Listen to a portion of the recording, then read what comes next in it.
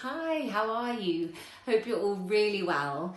It's that time of the week again. It's time for another fridge forage. So it's time to have a look in the fridge, see what we've got. I'm feeling really pretty hungry, which I know is nothing new if you follow this page. But it's so fun this way of cooking, just using what you've got, being creative and trying to make something delicious out of what you find lurking in the fridge.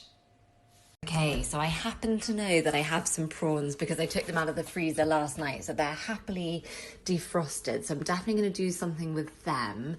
Some lonely little tomatoes that need using up there.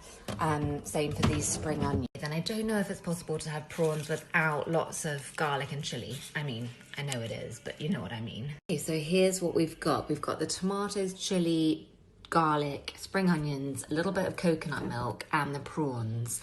And kind of just going to make it up as I go along. I think I've also got some coriander, which will be nice at the end. So when you're cooking a recipe like this, it really helps to get organized before you actually start cooking. So I've just chopped everything that needs chopping. I've crushed the garlic. We've got the ginger, spring onions, tomatoes, and coriander. Can you hear the rain? So I've got quite a lot of oil in my pan. I'm then going to add my crushed garlic and the chopped chili. Sorry, I completely forgot my words there. Now I'm going in with the prawns. Okay, so then as soon as the prawns turn pink, I'm going to use a slotted spoon just to transfer the prawns into a separate bowl. Okay, then once you've taken the prawns out, tip the tomatoes in and season them well with salt and pepper.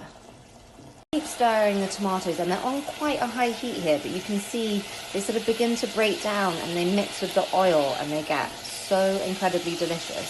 So they're almost how we want them, but you just want to keep mushing them with the spoon. Now I'm just going to add a little splash of coconut milk, not a crazy amount, just like this, and then give that a good stir. And now it's time to add the prawns back in.